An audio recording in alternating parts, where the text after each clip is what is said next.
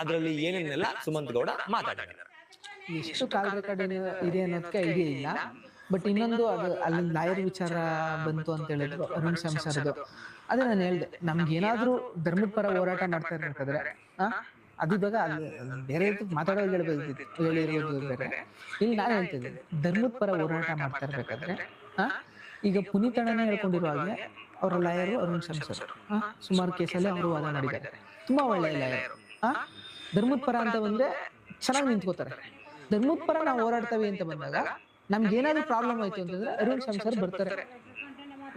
Personal ಗೊತ್ತಾ Arun Shyam sir? Arun Shyam sir ಗೊತ್ತಿಲ್ಲ ಅಂತಂದ್ರು ಅಷ್ಟೊಂದು ಕಾನ್ಫಿಡೆನ್ಸ್ ಅಲ್ಲಿ ಅವರ ಹೆಸರನ್ನ ಹೇಳ್ಕೊಂಡು ಅವರು ಬರ್ತಾರೆ ಅಂತ ಸುಮಂತ್ ಗೌಡ ಯಾವ ಧೈರ್ಯದ ಮೇಲೆ ಹೇಳಿ?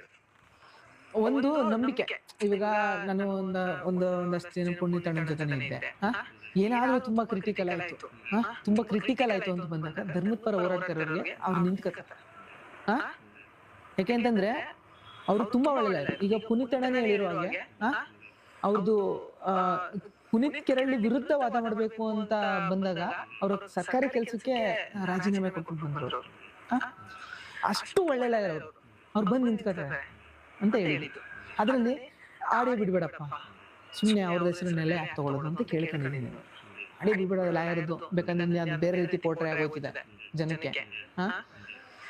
ಅರುಣ್ ಶ್ಯಾಮ್ ಅವ್ರಿಗೂ ನನಗೆ ಪರಿಚಯನೇ ಇಲ್ಲ. ಅವ್ರನ್ನ ಒಂದೇ ಸಲ ಆ ಸಮಾವೇಶದಲ್ಲಿ ನೋಡಿರೋದು ನಾನು. ಅವ್ರ ಬಗ್ಗೆ ನಾನು ಈಗ ಯಾವ್ದೇ ನಂದು ಇನ್ನೊಂದೇನಂದ್ರೆ ಯಾರ ಬಗ್ಗೆ ನನ್ಗೆ ಗೊತ್ತಿಲ್ಲ ಅಂದ್ರೆ ಗೂಗಲ್ ಮಾಡ್ತೀನಿ ಜಾಸ್ತಿ. ಅವ್ರ ಬಗ್ಗೆ ತಿಳ್ಕೊಂಡಿದ್ದೀನಿ. ಇವಾಗ ನಮ್ಮ ಚಕ್ರವರ್ತಿ ಅಣ್ಣನೇ ಹೇಳಿರೋ ಹಾಗೆ ಅಯೋಗ್ಯ ಅಂತ ಪದ ಬಳಸಿದಕ್ಕೆ ಸುಪ್ರೀಂ ಕೋರ್ಟ್ ಅಲ್ಲಿ ಹೋಗ್ಬಿಟ್ಟು ಕೇಸಸ್ ಮ್ಯಾಚ್ ಮಾಡ್ಕೊಂಡು ಅಂದ್ರೆ ಪದ ಬಳಸಿ ಏನಿಲ್ಲ ಅಂತ ಆ ರೀತಿ ನಮ್ಗೇನಾದ್ರೂ ಹೆಲ್ಪ್ ಮಾಡ್ತಾರೆ ಅಂತ ಹೇಳಿದ್ದು ಹೊರತು ಬೇರೆ ಉದ್ದೇಶ ಏನೋ ಮುಂದೆ ಇದ್ದಾರೆ ಅವ್ರ ನಮ್ಮ ಪರ ಅಂತ ಹೇಳಿದ್ರು. ಅವ್ರ ನನಗೆ ಪರ್ಸನಲ್ ಗೊತ್ತೇ ಇಲ್ಲ. ಅವ್ರನ್ನ ನೋಡಿರೋದು ಒಂದ್ಸಲ ಸಮಾವೇಶದಲ್ಲಿ ಬಿಟ್ರೆ ಅವ್ರ ನಮ್ಮ